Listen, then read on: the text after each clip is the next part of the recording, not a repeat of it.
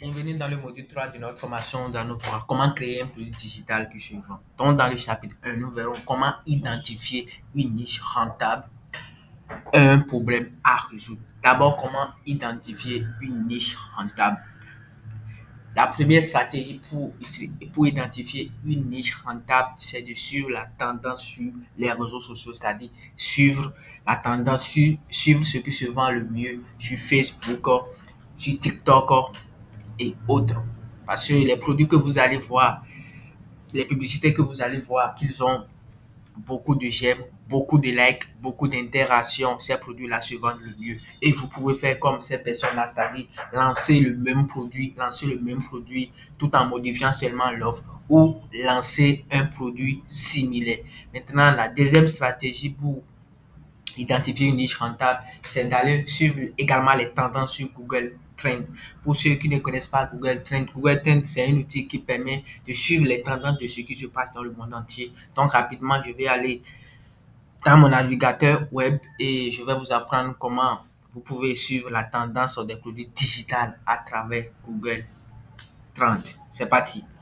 Donc, je m'en vais dans mon navigateur rapidement. Une fois dans votre navigateur, que ce soit Google Chrome, vous allez taper Google Trend. Google Trend, c'est ça. Donc, c'est un outil vraiment qui permet de faire truc là, d'analyser les tendances du marché. Ce qui marche, ce qui ne marche pas. OK. Donc, vous allez cliquer sur le premier lien qui va s'afficher. Cliquez sur le premier lien qui va s'afficher. Voilà, ici, moi, je ne suis pas connecté. Moi, je n'ai pas envie de me connecter, je ne suis pas connecté. Mais ce que moi, je vais vous conseiller de faire, si vous n'avez pas encore un compte sur Google Trend, une fois là-dessus, vous allez créer votre compte. Ce n'est pas si difficile. Ici, ils ont écrit Bénin. Ils ont écrit Bénin parce que je suis au Bénin. Si vous êtes, par exemple, en Côte d'Ivoire, vous verrez là Côte d'Ivoire. Vous êtes en Chine, vous verrez la Chine. Mais vous pouvez changer le pays quand même pour pouvoir suivre la tendance dans d'autres pays. Bon, souvent pour suivre la tendance dans les produits digitaux, on met souvent la France. On suit souvent les tendances de la France parce que ce qui marche en France marche également en Afrique. Mais bon, moi je vais laisser ça sur le Bénin et ça ne dérange pas également. Je vais sur les tendances de ce qui se passe au Bénin. Donc ici, bon, c'est ici qu'on va faire tout là pour faire la recherche des tendances et autres. On procède par mots-clés. OK? Vous avez utilisé un écrit, saisir un mot-clé pour découvrir sa popularité. Bon, imaginons par exemple que je vais voir la tendance des formations en anglais. OK? Je vais voir si, est-ce que si je lance une formation en anglais actuellement, est-ce que ça va prendre ou ça ne va pas prendre? OK? Donc, je vais mettre ici par exemple anglais, thème de recherche, langue. OK, et ça va se charger. Ça va se charger.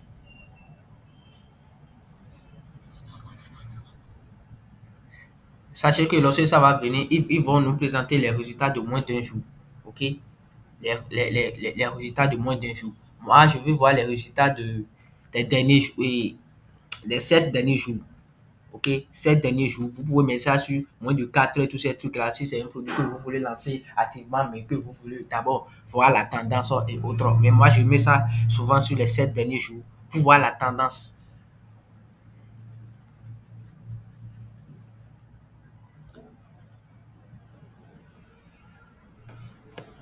Voilà, on constate, voilà la courbe ici. On constate que le 25 juin 2005, le 25 juin 2025 à 8 heures, il y a eu un pic. Vous voyez, il y a eu un pic ici. Le 26 également, il y a eu un pic. Voilà, deux pics qu'on a déjà vus. 27 aussi, il y a eu un pic. 28, il y a également un pic. Mais on a constaté que à partir de 29 heures, la courbe a chuté. La courbe a vraiment chuté. Sinon, de la date de 25 heures au 28 heures, si quelqu'un lance, par exemple, une formation sur la vente une formation sur comment maîtriser la langue anglaise. Vous voyez, 25 ou 28 heures, la personne va beaucoup chiffrer. Pourquoi est-ce que cette personne n'a pas beaucoup chiffré? Parce que c'est un produit qui a une forte demande. C'est un produit qui a une forte demande. Au fait, comment est-ce que Google Trends fonctionne? Google Trends fonctionne en fonction des recherches que les gens font. OK? C'est parce que pourquoi est-ce qu'il y a des pics? Comment est-ce que les pics se forment? C'est lorsque beaucoup de personnes font des recherches là-dessus. C'est lorsque beaucoup de personnes entrent dans les barres de recherche en anglais, tous ces trucs-là. Donc, c'est en fonction de ça, ce sont ces données-là que Google Trends recueille pour pouvoir faire ce truc-là, pour pouvoir nous schématiser ce graphique-là. OK? Parce que ici, on constate que beaucoup de personnes, beaucoup de 25 juin 2025, beaucoup de personnes ont fait la recherche de la langue, ont fait la recherche de la langue du thème anglais dans les trucs là, dans les barres de recherche. 26, pareil. 27, pareil.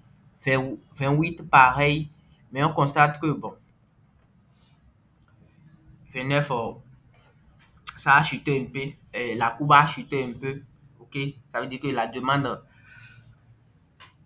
a été un peu affaiblie. On constate maintenant le 29, bon, ça a encore repris. Ça a encore repris. 30, oui, c'est quel jour ça? Le 30 juin, ça a complètement chuté. Donc, je pense que une personne qui lance, par exemple, une formation sur comment maîtriser ou comment parler la langue anglaise, par exemple, le 20 au 29, il va beaucoup vendre, puisque dans cette période-là, il y a beaucoup de personnes qui ont fait les recherches sur la langue anglaise. Ça veut dire qu'ils cherchent un produit. Et ces personnes-là qui ont fait la recherche ou bien les recherches sur la langue anglaise, s'ils trouvent un produit qui fait truc là, qui montre vraiment aux gens un produit, ça peut être un e-book, une mini-formation qui va aller apprendre comment maîtriser la langue anglaise. La plupart d'entre eux passeront à la caisse. Donc, c'est comme ça qu'on suit les tendances. C'est comme ça qu'on suit les tendances avec Google Trends. On peut également comparer les thèmes. J'avais mis anglais. Imaginons par exemple que bon, j'ai deux formations. Je pense lancer deux formations, mais je ne sais pas laquelle de ces formations-là va fonctionner le mieux. J'ai déjà fait la langue, recherche pour la langue anglaise et j'ai constaté que au cours de ces 7 derniers jours, ça a bien marché. Maintenant, bon, je veux également tester un produit et je vais maintenant rentrer un autre mot-clé pour voir entre ces deux formations-là, lequel me sera beaucoup plus rentable. OK? Donc, vous cliquez ici sur comparer parce qu'on veut faire la comparaison. Si je vais mettre montage vidéo,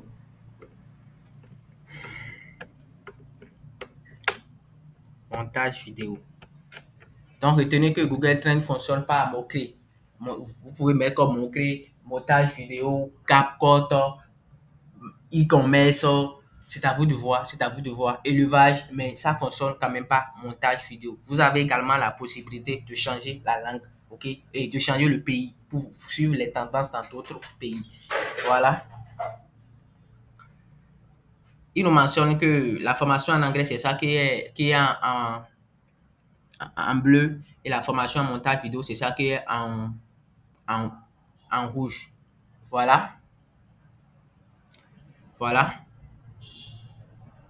Vous allez voir que la courbe du montage vidéo n'a pas connu d'évolution. Il n'y a même pas eu de pick-up pour qu'on puisse savoir si les trucs là. Voilà. Bon, tout en fait, la courbe de montage vidéo n'a pas connu d'évolution. Si ça veut dire ici que si par exemple vous devez choisir entre une formation en anglais et une formation en montage vidéo, la formation qui va beaucoup plus, le produit digital qui va beaucoup plus marcher pour vous si vous voulez le commercialiser, c'est la formation en anglais. OK? C'est la formation en anglais. Regardez, fin 5 juin, rien, rien, rien, rien. Jusqu'à 31 juin, rien encore. C'est le 1er juillet que ça a décollé un tout petit peu. Tout petit peu. Et voilà, ça a encore rechuté le 2 juillet. Donc, vous voyez un peu, c'est comme ça que vous pouvez suivre les tendances des produits de vos produits digitaux avec Google Trends. Comme je le disais, vous pouvez aussi suivre les tendances sur Vous pouvez également suivre les tendances sur Facebook, tout en espionnant déjà ce que vos concurrents font. OK? Tout en tout en espionnant ce que vos concurrents font déjà. OK? Tout en espionnant ce que vos concurrents font déjà. Vous suivez ce qui se fait déjà, ce qui se vend déjà. Vous sélectionnez les publicités qui ont beaucoup d'interactions et autres. Et vous essayez de lancer un produit similaire ou un même produit que vous allez juste choisir, modifier l'offre et également retravailler le prix, tous ces trucs-là. Maintenant, la troisième astuce pour retrouver une niche et avoir une idée de produit à lancer, c'est ChatGPT. Aujourd'hui, ChatGPT est l'un des outils les plus puissants au monde, et vous devez commencer par l'utiliser pour faire de l'argent. Donc, comment est-ce que ça se passe sur ChatGPT? C'est simple. Donc, une fois sur ChatGPT, d'abord pour ceux qui ne connaissent pas ChatGPT, c'est une intelligence artificielle assez puissante qui vous permet de faire pas mal de choses. Pas mal de choses. Il suffit juste de lui poser n'importe quelle question, il va vous répondre. Il génère des scripts, le script des vidéos, génère des images et autres, etc. Donc, je vais rapidement aller sur ChatGPT. ChatGPT. Si vous n'avez pas encore de compte sur ChatGPT, créez un compte sur ChatGPT. Créez un compte sur ChatGPT parce que si vous n'avez pas un compte sur ChatGPT, vous serez limité, vous aurez beaucoup de limites si vous n'avez pas un compte ChatGPT. Mais si vous avez un compte ChatGPT, ça va beaucoup vous avantager. Donc, une fois qu'il y a ChatGPT, regardez la magie. Je vais seulement lui dire de me donner, donne-moi 5 idées. Un instant, tac. Donne-moi 5 idées de produits digitaux qui, qui marchent, qui marchent actuellement, qui marchent actuellement sur... Pourquoi est-ce que ça fait ça? Un instant, nous allons recommencer.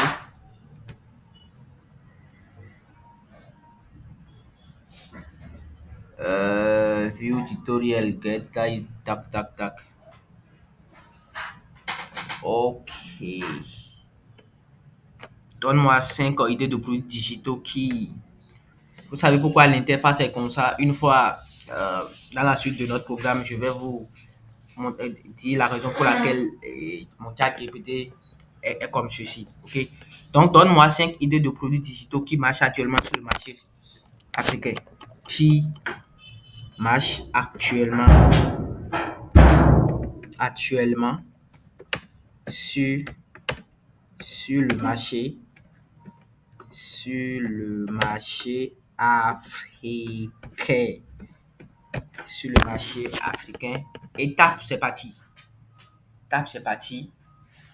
Donc, vous n'avez même plus besoin de faire truc là, d'aller vous casser la tête et autres pour faire truc là. Avec ChatGPT, avec des ChatGPT, vous pouvez tout faire. Pourquoi est-ce que ça s'affiche en anglais? Bah.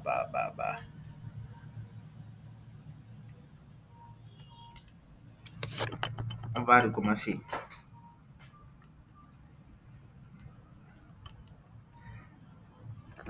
Réponds-moi en français. Réponds-moi en français. Réponds, réponds-moi en français. Réponds-moi en français.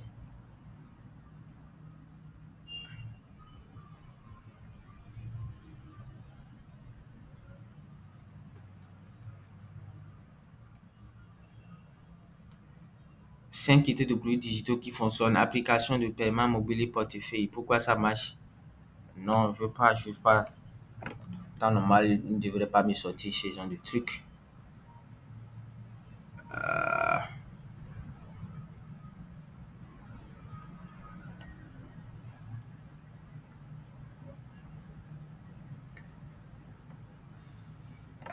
D'accord, je vais lui reposer la question. Attends, normalement, il ne devrait pas me faire tout là comme ça. Je ne veux pas cette réponse-là.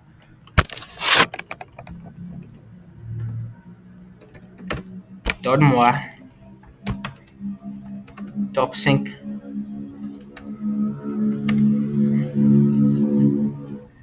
Top 5 des produits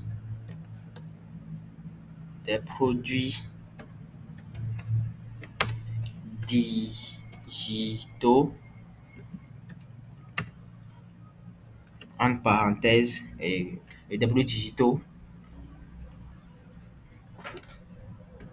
que ça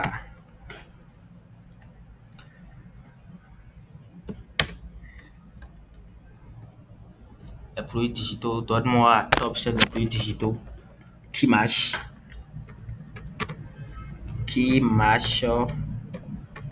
actuellement en Afrique.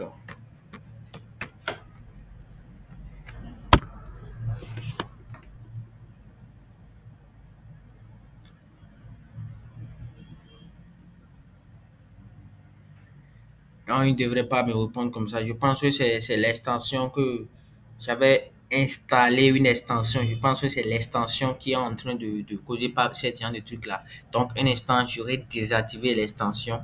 J'aurais désactivé l'extension rapidement. J'irai désactiver l'extension rapidement.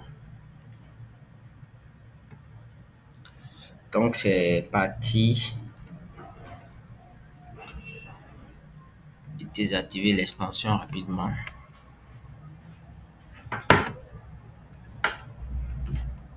AIPRM. OK.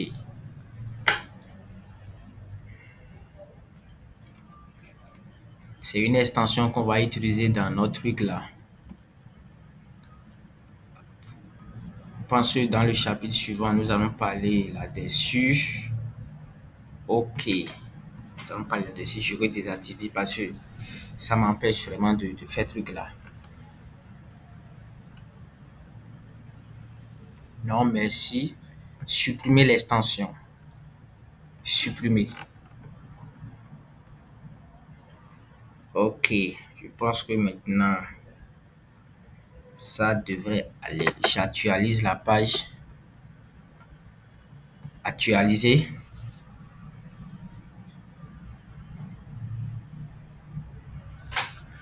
Voilà.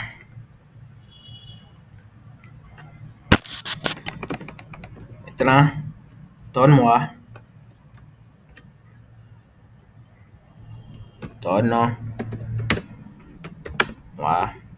top 5 des produits digitaux qui marchent actuellement.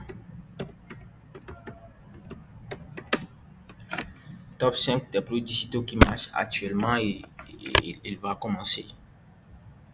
Voilà. Voilà. Je pense que c'est l'extension que j'avais installée là qui posait des problèmes. Ok. Vous pouvez aussi utiliser sur le marché africain. Bon. Ici, je vais copier. Ici, coller. Je vais compléter sur le marché africain. Sur le marché africain. Tac, c'est parti. Voilà. Donc, vous n'avez plus vraiment besoin de vous casser la tête à encore vouloir chercher des informations par-ci, par-là, chercher des idées par-ci, par-là. Avec l'intelligence artificielle, vous pouvez tout faire. Voilà. Il me propose déjà des trucs là. Formation pratique en ligne, learning, bon. Niche localisée, compétences numériques, design.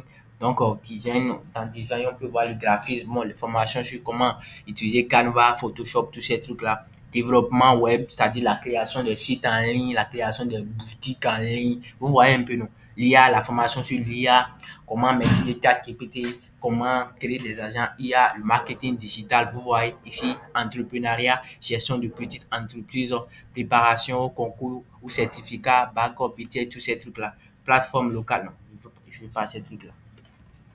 Vous voyez un peu, non?